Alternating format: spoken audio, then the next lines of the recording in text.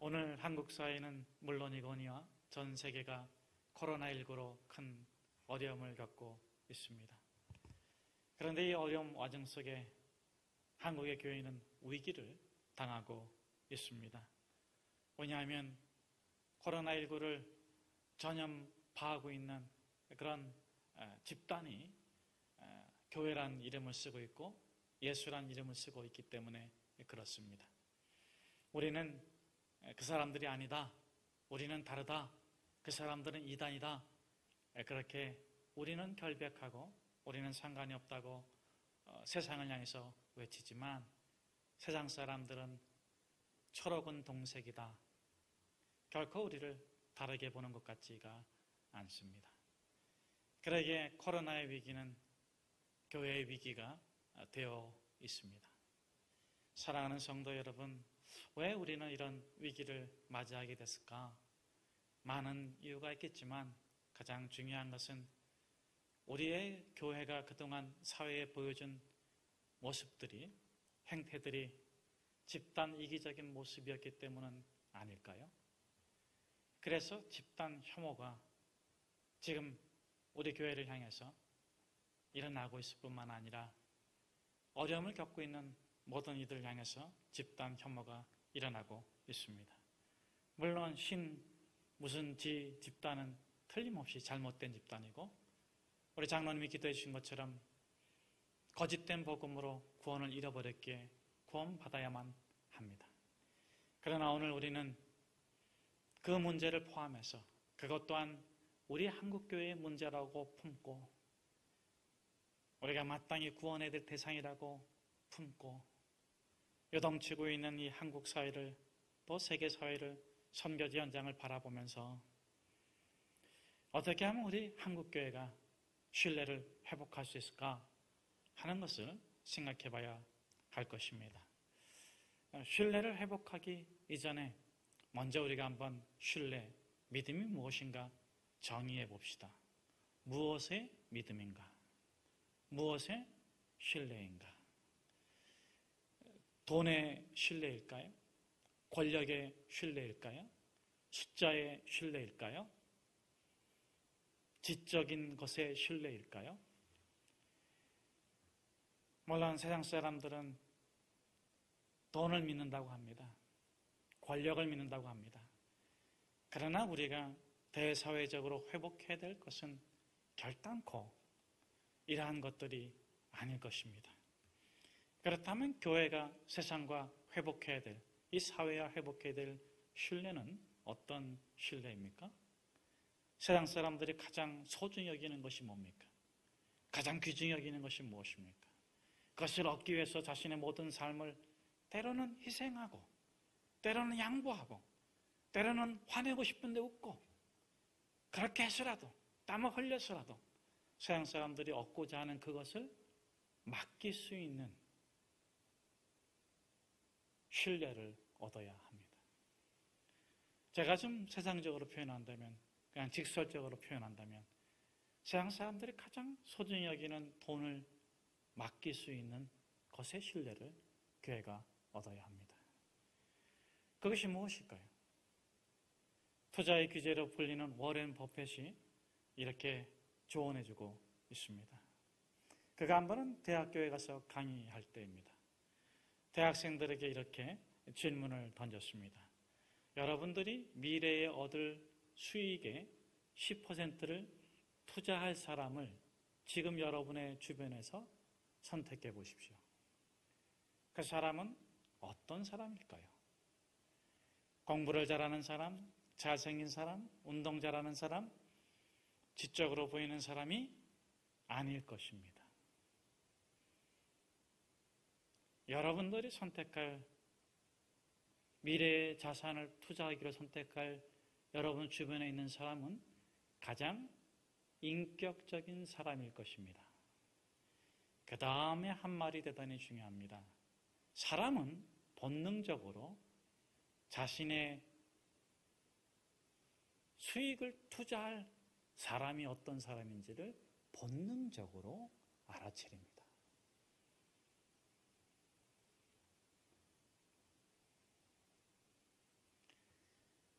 그러면서 두 번째 질문을 던집니다. 여러분들이 가장 투자하고 싶지 않은 사람이 어떤 사람인지 선택해 보십시오.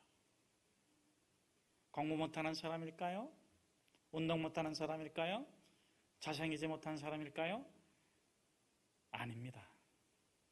여러분들이 선택한 사람은 잔머리 굴리고 남의 공로를 자기 공로로 가로채가고 거짓말을 하고 행실이 불분명하고 도무지 믿을 수 없는 그런 사람일 것입니다.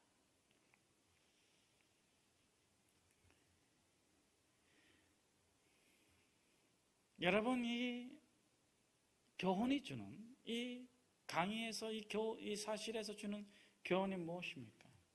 그는 이렇게 말해요. 이것의 차이가 그 개인의 인생에서는 성공과 실패의 차이이다. 여러분, 우리가 잘 사느냐 못 사느냐, 성공하느냐 실패하느냐, 우리 인생이 잘 되느냐 못 되느냐가 무엇에 달려 있다고요? 세력이 아닙니다. 권력이 아닙니다. 힘이 아닙니다. 인생의 성공과 실패는 믿을 만한가? 그 사람이 과연 내 옆에 있는 친구가, 나와 함께 공부하고 있는 사람이, 나와 함께 일하고 있는 사람이 과연 그 사람이 믿을 만한 인격 갖추고 있는가? 여러분, 세상의 교회에게 바라는 것이 무엇입니까? 세상이 오늘 이 한국사회가 한국교회에게 바라는 것이 숫자일까요? 권력일까요? 선행이나 덕행일까요? 미안하지만 아닙니다.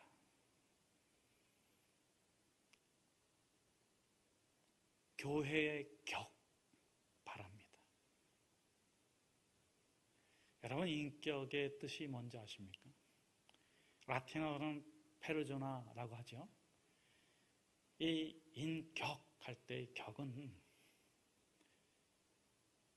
그 사람만이 가지고 있는 유일하고 지속적인 자아를 의미합니다. 교회의 격이라고 말할 때 교회만이 가지고 있고 교회만이 목숨 걸고 지키고 교회만이 영원히 지켜야 될 격이 뭡니까? 여러분, 세상은 그것을 교회가 세상에 보여주기를 원하는 거 있는데, 교회가 지켜야 될 격, 교회만이 가지고 있는 것, 교회만이 영원히 소유하고 유지해야 될 그 격이 뭡니까? 세상에 가장 바라고 있는 그것은 예수입니다.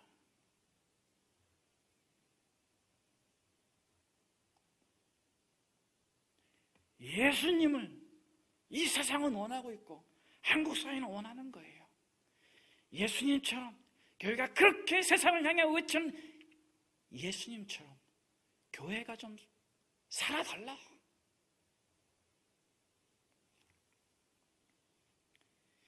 교회가 예수님의 격을 갖추면 믿을 수 있겠다는 겁니다. 여러분, 예수님의 격은 높아지는 것입니까? 낮아지는 것입니까? 아마 제가 이 질문을 던지면 오늘 예배드리는 성도님들 대부분은 오답을 맞출 확률이 높습니다. 반면에 세상 사람들은 정답을 맞출 확률이 높아요. 왜냐하면 예수님의 격이 높아지는 겁니까? 낮아지는 겁니까? 이렇게 물었을 때 여러분들은 당연히 낮아지는 거요, 섬기는 거요, 이렇게 평소에 이렇게 연습했던 대답을 할 것이기 때문에 그렇습니다. 죄송하지만 정답이 아닙니다. 세상 사람들은 뭐라고 말할까요? 뭐라고 대답할까요? 예수님의 격이 높아지는 겁니까? 낮아지는 겁니까? 하면 그들이 원하는 것은 높은 인격을 원하고 높은 교회의 격을 원하는 것입니다. 여러분, 교회가 잘못하고 있는 게 뭔지 아십니까? 낮아지기 위해서 높아지려 하지 않는다는 데 문제가 있는 거예요. 답 자체로만 보면 맞습니다. 예수님이 사람까지 되셨는데, 예수님이 십자가까지 되셨는데, 예수님처럼 산다는 것은 낮아지는 게 틀림없겠죠. 그러나 낮아지기 위해서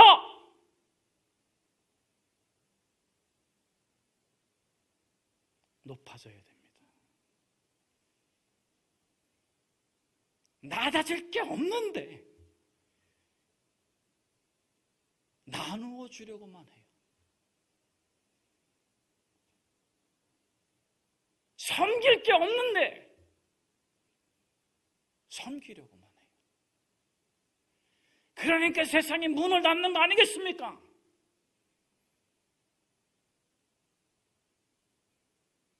세상이 바라보는 기준에 못 미치면서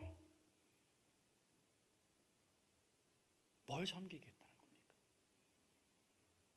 뭘 낮아지겠다는 겁니까? 여러분, 세상 사람들은 더 나은 삶, 더 높은 삶, 더 인격적인 삶을 원하는데, 우리가 낮아지기 위해서는 적어도 세상 사람들보다 높아져서 낮아져야 되는 것입니다. 그것이 예수의 낮아짐이고, 그것이 교회가 낮아지는 것이죠.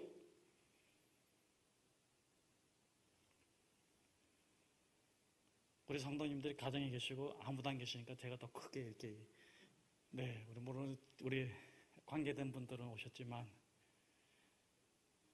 여러분들께서 너그럽게 양해하고 들어주십시오.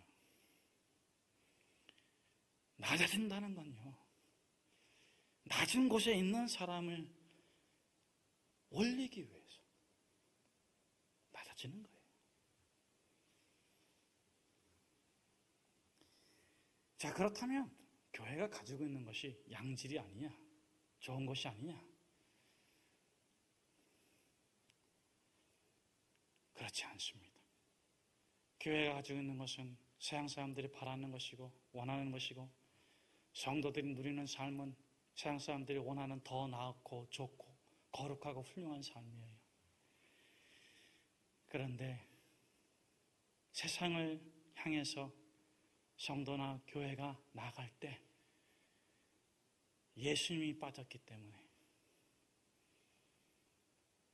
세상 사람들이 보기에 교회는 자기들끼리 좋아하고 자기들끼리 양질의 것을 누리고 자기들끼리만 히히덕거리고 자기들끼리만 도와주고 세상은 무시하고 그냥 생색만 내고 그런 것 아니겠습니까? 여러분, 예수님 이꼴 해도 되는 게 있어요. 그게 뭡니까? 예수님께서 이 세상을 낮아지기 위해서 하신 거예요. 우리가 교회에 대해서, 교회가 세상에 대해서 낮아진다고 했을 때 이걸 해야 돼, 이게 있어야 돼요. 제가 조금 전에 예수님이 빼놨다 이랬는데, 예수님이 꼴 희생입니다. 자기 희생 없이 낮아지려고 하고 자기 희생 없이 세상을 구원하려고 하는데 문제가 있는 것입니다. 여러분, 예수님께서는 하늘의 보좌를 버리시고 하나님의 그 놀라운 것까지도 제한하시고 자기 희생을 통해서 이 땅에 오시고 이 땅을 구원해 주시는 거예요. 그걸 낮아짐의 섬김이라고 합니다. 겸손한 척하기 위해서 허리를 숙이는 게 아니에요. 자기 희생으로 낮아지는 것입니다. 여기에 능력이 있는 것입니다. 여기에 복음이 있는 것이고 여기에 구원이 있는 것입니다. 여러분, 우리 그리스도인들이 이번에 신천지에 그런 실체를 이렇게 텔레비전에 이런 데 보면서 뭐 어떤 반응이 있을지는 저도 뭐 다양한 반응이 있을 수 있겠지만, 중요한 것은 세상 사람들이 함부로 대하는 거죠.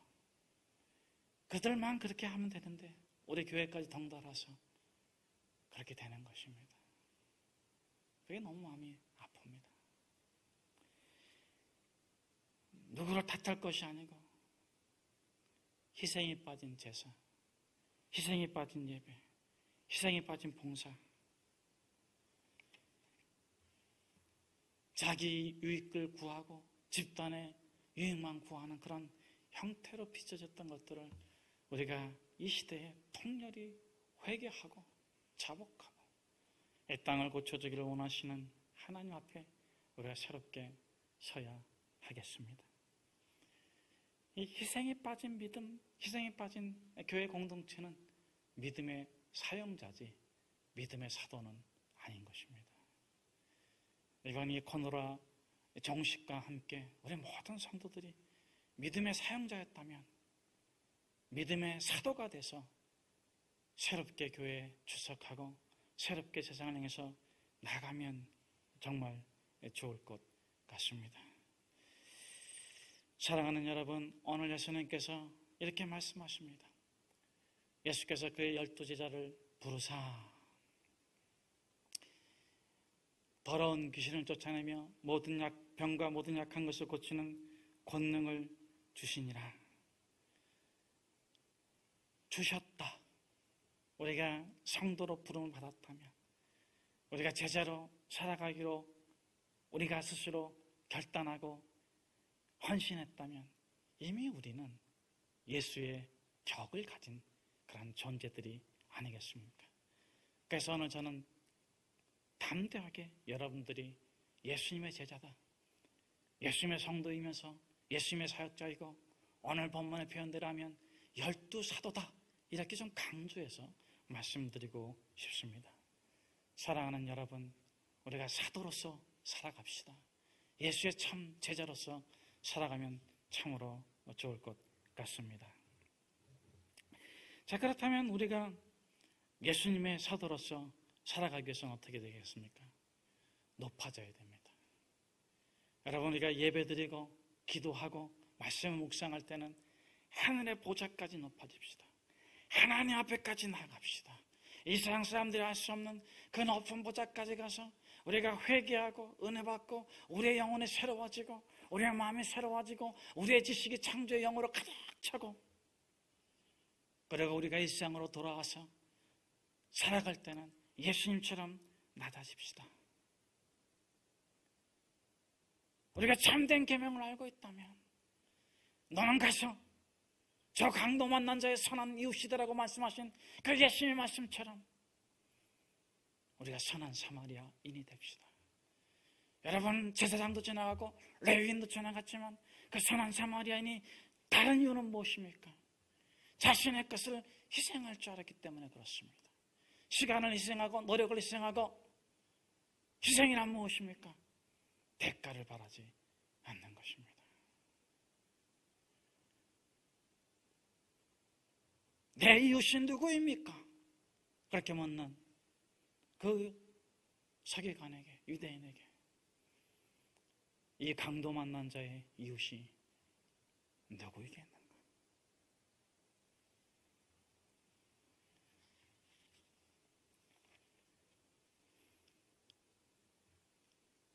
이름도 없고 빛도 없을지라도 작은 예수가 되어 전한 사마리아인처럼 살아가고자 하는 여러분들에게 하나님께서 하늘의 복과 이 땅의 복을 풍성히 채워주실 것을 축복합니다. 제가 오늘 본문에 사도로 예수님께서 부르신 자들을 우리도 또한 그와 같은 존재다 이렇게 말씀드렸습니다. 사랑하는 여러분, 우리가 작은 예수님이 되어봅시다. 세상 사람들에게 신뢰를 얻고 믿음을 얻는 인격자로 살아갑시다. 자, 그렇다면 우리가 예수님의 격을 갖춘 사람으로 산다는 것은 무엇인가? 하나님께 인정받고 세상 사람들에게 존경받는 자로 살아가는 것입니다. 그렇게 하기 위해서는 첫째, 더러운 귀신을 쫓아내야 됩니다. 저는 저와 여러분이 더러운 귀신을 쫓아낼 수 있기를 주의 이름으로 축복합니다. 목사님, 제가 청소하고 제가 열심히 일하고 봉사하는 건 되는데 제가 아유, 귀신 무서워서 못 쫓아요. 뭐 이렇게 또 생각하시는 분도 계실 것 같은데, 여러분, 오늘 현대에서 우리가 쫓아야 될 귀신은 이 처녀 귀신, 달걀 귀신, 뭐 이런 귀신이 아니에요. 굉장히 이성적이고 합리적이고 과학적인 귀신을 쫓아내야 돼요. 그럼 귀신의 특징이 무엇입니까? 귀신에 사로잡히면 바르게 생각하지 못하고, 바르게 보지 못하고, 바르게 판단하지 못하고, 그렇게 왜곡된 시각으로 왜곡된 삶을 살아간다는 거예요. 그래서 오늘 현대에서 우리가 쫓아내야 될 귀신은 사실을 왜곡시키는 귀신을 쫓아내야 됩니다.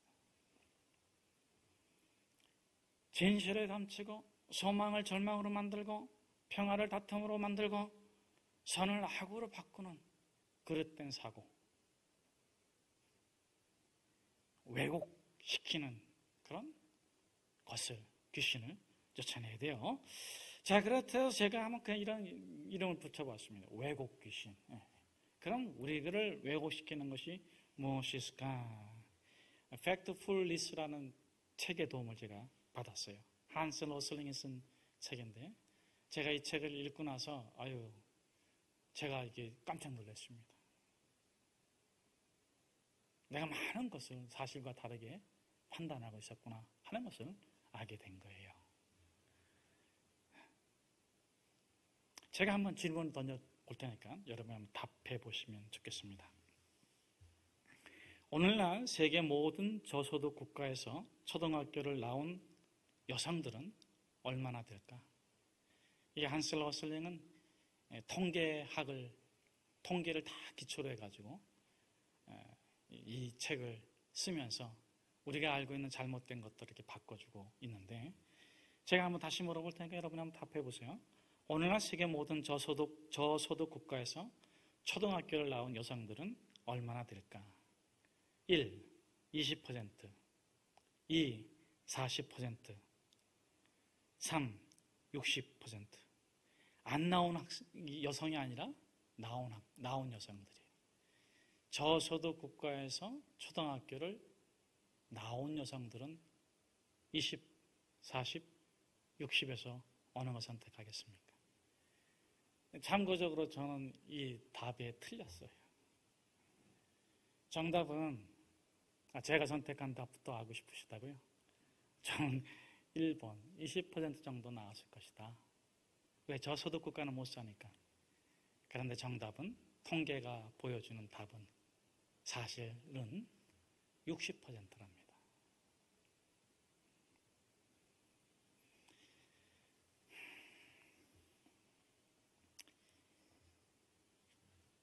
제가 하나 더 내볼게요. 한번 해보세요.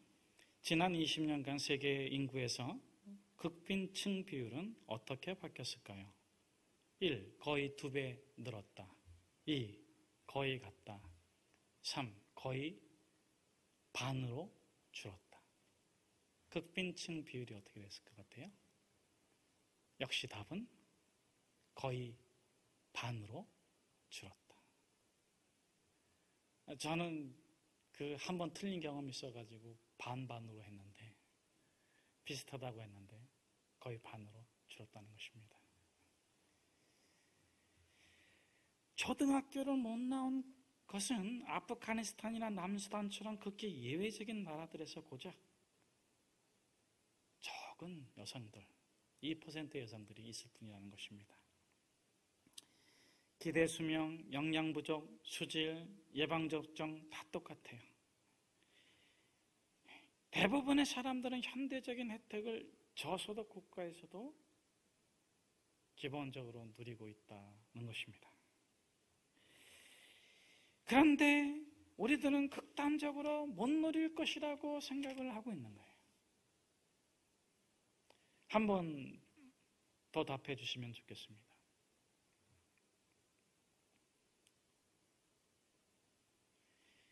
세계 인구의 다수는 어디에 살고 있을까? 1. 저소득 국가, 2. 중간소득 국가, 3. 고소득 국가.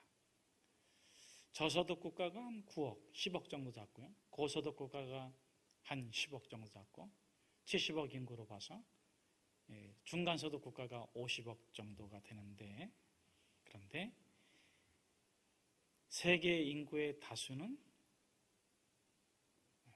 어디에 살고 있을까요? 중간소득 국가에 살고 있습니다. 지나치게 가난해서 수돗물을 없어가지고 흙물을 먹어야 되고 오토바이가 없고 생리대가 없는 사람들은 일부분이라는 것입니다. 대부분이 아니라. 대부분의 인구는 50억 인구에 살고 있는데 그 사람들은 집에서 온수와 냉수를 수돗물로 먹을 수 있고 교육을 초등학교로부터 12년 정도 받았고 외식을 한 달에 한 번 정도 하고 자기가 살아오는 날 동안 생애 동안에 한 번 정도 비행기 타고 여행을 간 적이 있고 집에 자동차가 있으면 통계적으로는 중간에서도 이상으로 사는 사람이라는 거예요. 아마 제 설교를 듣고 있는 분들은 다 잘 사시는 분들입니다. 그런데 왜 우리는 굳이 상류층과 굳이 하류층만 있다고 여기는 것일까? 바로 이것이 이 책의 저자가 책을 쓰게 된 이유입니다. 목적이기도 하죠. 왜 그런가? 우리 인간에게는 이 간극 본능이 있다는 것입니다. 이분법적 사고로 딱 나눠져 있다는 거예요. 흑과 백의 이분법적 생각. 거기에다가 극단적인 느낌이나 생각이 플러스 돼가지고 세상은 잘 사는 사람하고 못 사는 사람만 있는 걸로 자꾸 느끼게 한다는 거예요. 잘 사는 사람, 못 사는 사람, 잘난 사람, 못난 사람, 잘생긴 인간, 못생긴 인간. 그럼 당신은? 나는 중간. 남은 잘났거나 못났거나 나는 중간이야. 자기중심적인 이기성입니다. 사실은 나하고는 달라요. 여러분들은 다 잘 살고 있는데 누가 물어보면 저도 어렸을 때부터 학교 다닐 적에 가계소득 또는 삶의 수준을 하면 늘 중산층에다 표시했던 것 같아요. 나는 되게 못 산다고 생각할 때도 그래도 중간은 돼야지. 여러분, 여기서 우리가 벗어나야 돼요. 우리 모두는 비슷하게 사는 거예요. 우리 모두는 비슷하게 사는데 정말 잘 사는 사람, 정말 못 사는 사람이라는 극단적인 예외가 있을 뿐이지 그 극단이 보편적이지 않다는 것입니다. 우리가 함께 비슷하고 함께 웃고 함께 울고 함께 잘 살 수 있는 것입니다. 오늘 본문에서 더러운 귀신은 쫓아낼 권능을 주셨다. 여러분, 우리가 쫓아내야 더러운 귀신이 뭡니까?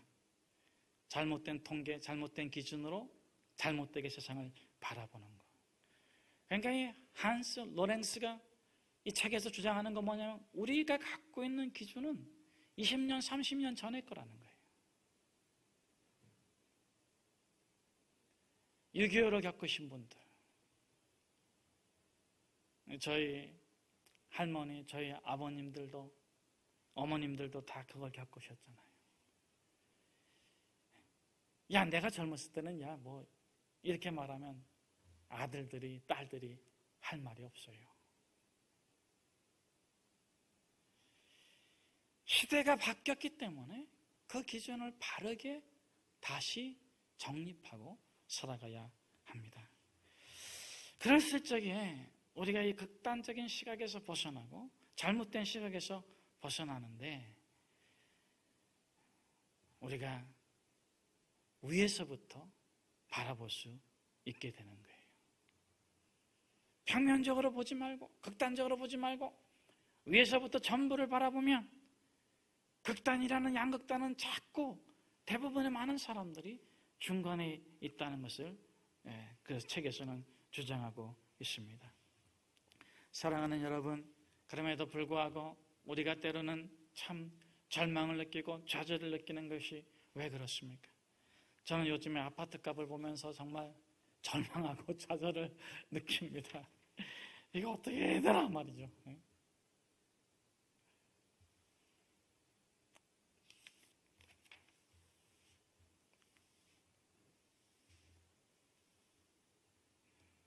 괜히 내가 어렵게 살 것 같은 그런 상대적인 박탈감에 우리가 많이 느끼고 있어요. 그러나 여러분, 우리가 갈렙과 여호수아의 정신으로 이 상대적인 빈곤감, 상대적인 박탈감을 극복해 내야 됩니다.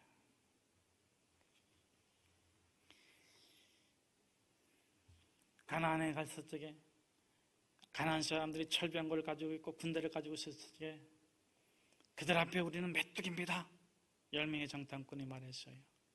정말 그래요. 세상이 막 무섭게 말하고 너는 메르스 때처럼 너 이 코로나 때 19 때 너는 어려움을 겪을 거야. 막 공포를 주고 두려움을 주고 그렇게 막 말을 하는 것 같아. 꼼짝하지 마. 어디도 가지 말고. 그렇다고 제가 다니라는 거 아니에요. 절대로요. 위축되지 말라는 거죠. 내가 정말 잘 살 수 있을까? 내가 정말 고생하면 우리 가정이 행복할 수 있을까? 내가 정말 수고하고 애쓰고 노력하면 우리 아이들이 미래가 있을까? 여러분, 야곱의 상상력을 가지십시오. 아브라함의 거룩한 상상력을 가지십시오. 아브라함과 야곱, 우리 믿음의 선인들의 공통적인 특징이 뭡니까? 맨손이야, 맨손. 빈손이야, 빈손.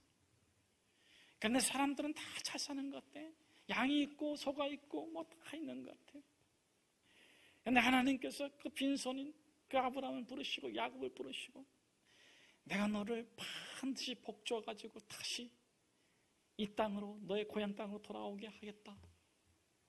야곱이 도망치다가 덜베기 베고 자다가 꿈꾼 상상의 메시지가 아니겠습니까? 아브라함에게도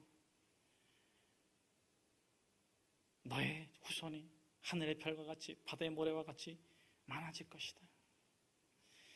그 하나님의 메시지를 믿음으로 받고 거룩한 상상력을 가지고 내가 지금 애쓰고 수고하고 빈털터리고 노력해도 얻는 것이 없는 것 같지만 하나님 반드시 갚아주실 것이다. 그 믿음을 가지고 그들이 여호와의 길로, 믿음의 길로 그렇게 나갔을 때 그들의 삶이 마침내 복을 받고 그 후손이 복을 받았어요. 그러나 여러분, 그들이 그 믿음을 저버리고 하나님의 약속을 외면하고 말씀을 벗어났을 때는 어떻게 됐습니까? 아내를 누이라 속이기도 하고 잘못된 길로 가가지고 혼나기도 하고 다시 두드려 맞고 들어와가지고 하나님, 내가 이 보이는 세계보다 보이지 않는 하나님을 더 신뢰하고 내가 느껴지는 이 현실의 여러 가지 것보다도 말씀을 따라 살겠습니다. 하나님 나를 훈련시켜 주시고 나를 단련시켜 주시고 하나님께서 나를 마침내 정금같이 이 세상에 나가게 할 것을 내가 믿습니다. 그래 찬양하고 기도했을 적에 그들의 삶이 펼쳐지는 것을 우리가 보았지 않습니까? 사랑하는 여러분, 이 세상의 메시지에 속지 맙시다. 사단마귀가 주는 메시지에 속지 맙시다. 너는 메뚜기다. 너는 아무것도 아니다. 너는 고생만 하다 말 것이다. 너가 아무리 수고한다고 해서 너희 후손들은 잘 되지도 못할 것이다. 저 봐라. 저 휘황찬란한 세상을 봐라. 너는 아무것도 아니다. 그때 우리가 그렇게 말해줍시다. 나는 아무것도 아니지만 나와 함께 계시는 하나님이 전능하시고 그분이 나와 함께 하시면 내가 모든 것을 할 수 있는 것을 내가 믿는다. 나는 하나님 앞에 살고 하나님의 가치를 추구하고 하나님의 가치를 추구하고 하나님의 영광을 위해 살 적에 가장 큰 기쁨과 즐거움을 누린다. 나는 예수와 함께 승리할 것이다. 나는 예수와 함께 우리의 가정을 복되게 인도해 나갈 것이다. 그때 우리를 왜곡되게 느끼게 하고 왜곡되게 듣게 하고 왜곡되게 보게 하는 모든 더러운 귀신들이 다 떠나가고 진리로 세상을 바라보며 하나님의 나라가 이루어질 것을 마음으로 보기에 현실에서 하나님의 사람으로 작은 예수로 믿음의 사도로 당당히 살아가시는 저와 여러분 되기를 주의 이름으로 축복합니다.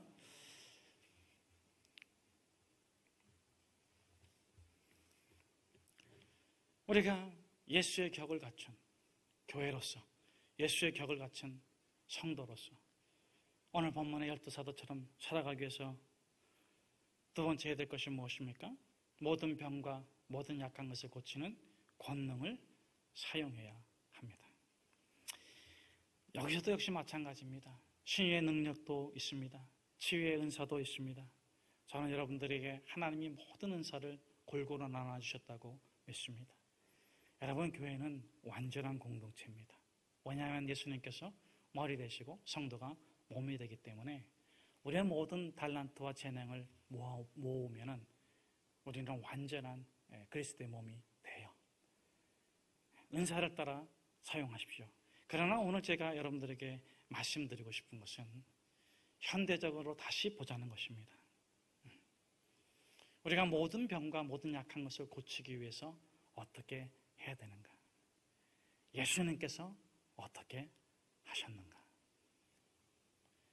고치기 이전에 예수님께서 하신 것이 중요한데 그거를 딱 붙잡아가지고 책을 쓴 사람이 이지성이라는 사람입니다. 인공지능 시대에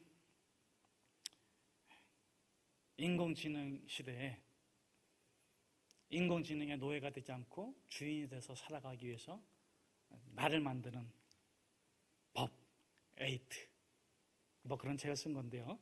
그 책에 나오는 내용을 잠깐 소개해드리고 싶습니다. 오늘은 제가 그냥 그 주 중에 읽었던 책들을 좀 많이 예화로 들고 있습니다. 알렉산더 그레이엄 벨이 뭘 만들었어요? 오늘 이거 못 맞추신 분이 밥 사야 됩니다. 알렉산더 그레이엄 벨이 뭘 만들었어요? 그렇죠. 맞추신 분은 못 맞추신 분에게 사달라고 꼭 해야 됩니다. 이럴 때 사랑이 많은 아빠는, 사랑이 많은 엄마는 일부러 물어보죠. 모르는 것처럼. 왜 만들었을까요? 그 어머니가 청각 장애인이었답니다. 엄마가 답답하게 사는 게 아픈 공감, 감정 공감.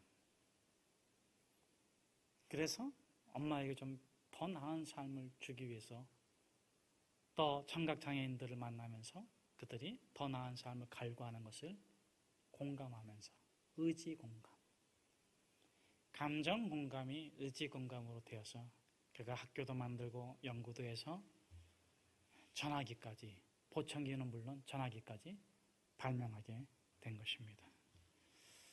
여러분, 얼마나 위대한 발견입니까? 불통의 시대에 소통을 할 수 있도록 전화기를 준 거예요. 거리가 멀리 떨어져 있어가지고 서로 연락할 수 없는 사람들이 서로 연락할 수 있도록 불통의 시대에 소통을 일으켰습니다.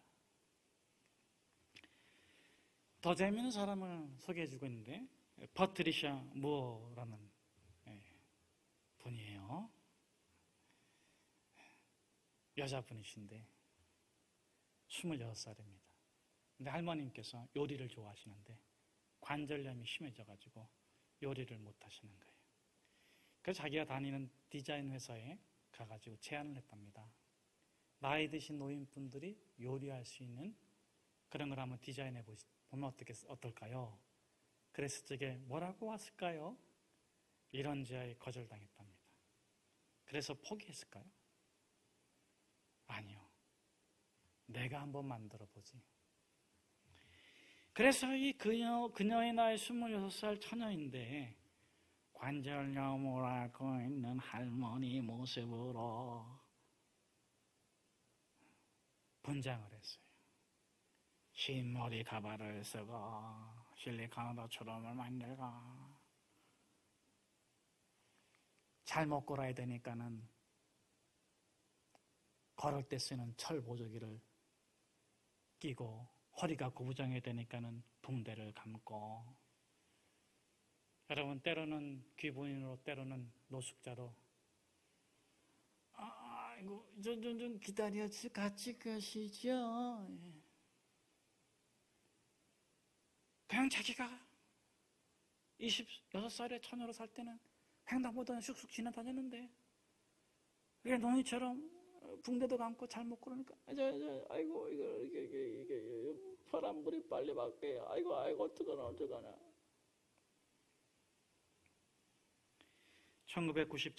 1979년부터 1982년 3년까지 캐나다를 비롯해가지고 116개 도시를 다녔답니다. 80 노인이 되어서.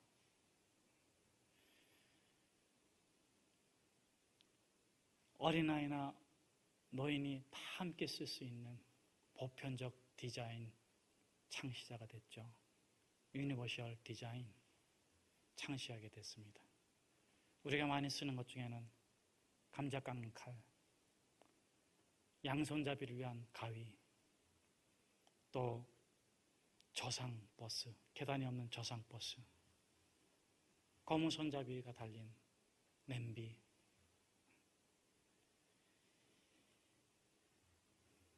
인공지능 시대가 곧 도래하는데 딱 두 종류의 인간이 결과적으로 생겨나게 된답니다. 인공지능의 지배를 받는 인간, 인공지능을 지배하는 인간. 여러분들은 어떻게 되고 싶으세요? 저는 요즘에 이 옳고 그름과 선과 악이 혼재되고 그런 이 사회를 바라보면서 내가 재판관이 돼가지고 공정하게 재판하면 좋을걸. 또 아픔을 갖고 있는 많은 사람들을 바라보면서 내가 의사가 돼가지고 고쳐주면 좋을걸. 막 그랬잖아요, 그렇죠? 또 내가 우리 학생들에게 좋은 지식을 전달해 줄걸. 여러분, 인공지능 시대에 이런 거 다 없어진답니다. 할렐루야.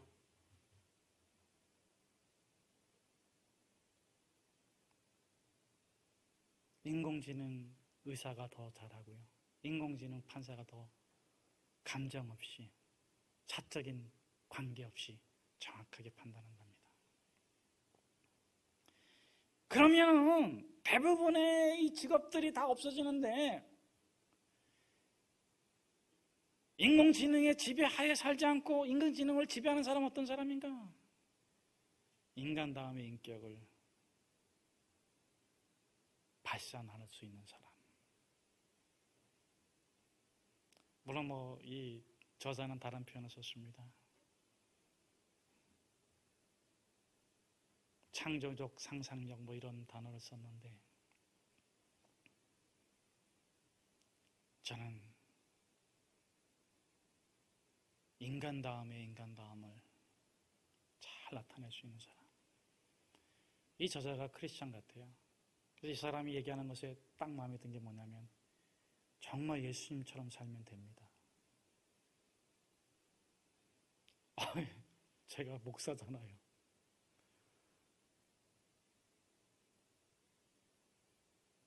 그래서 제가 이 애시라는 책을 다 읽어본 거예요.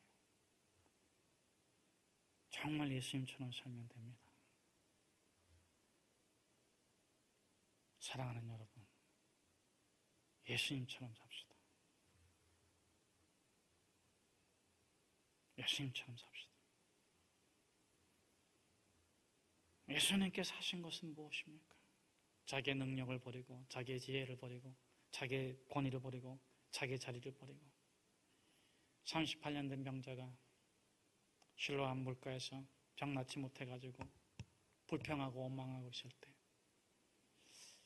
저는 그 본문을 묵상할 때마다 그래요. 얼마나 성질이 못됐으면 아무도 안 데려다 줬을까.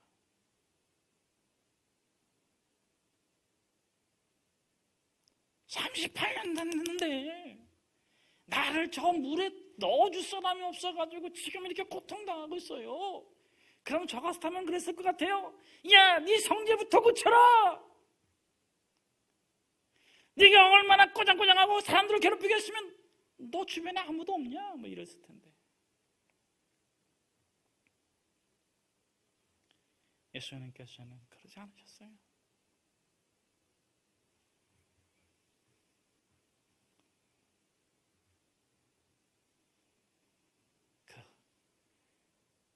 그 사람의 그 마음속에 있는 아픔을 공감해 주시고 고쳐주었어요.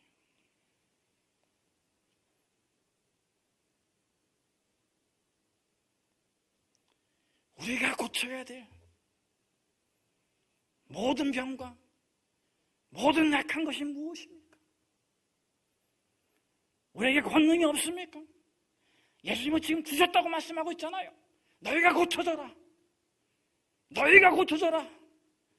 이 패역한 세대, 이 멸망의 세대, 이 질병을 고통받고 있는 이 세상을 너희가 고쳐져라.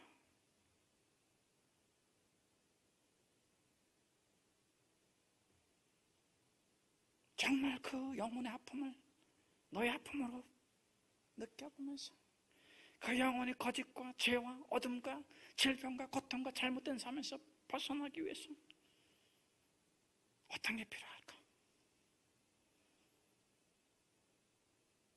나이가 들어가지고 꾸부장거리고 관절염에 쓰지 못하는 그 할머니가 이제는 너무 이렇게 할 게 아니라 저 할머니가 그렇게 하고 싶은 요리를 만나게 하려면 무엇이 더 필요할까? 아무리 생각해도 안 되니까 3년 동안이에요, 여러분.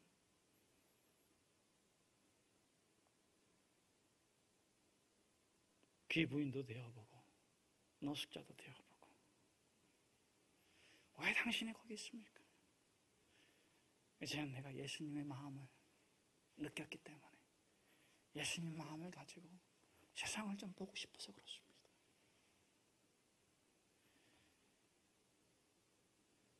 여러분, 예수님의 삶에 보면은 항상 예수님을 괴롭히는 세력이 항상 있어.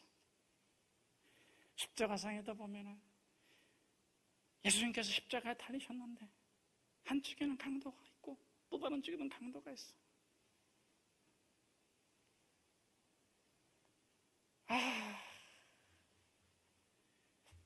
인류의 모든 죄를 짊어지시고 그 고난을 받고 오르셨는데 한쪽에도 강도고 한쪽에도 강도인데 한쪽 편의 강도가 막 욕을 해. 예수님께서는 침묵으로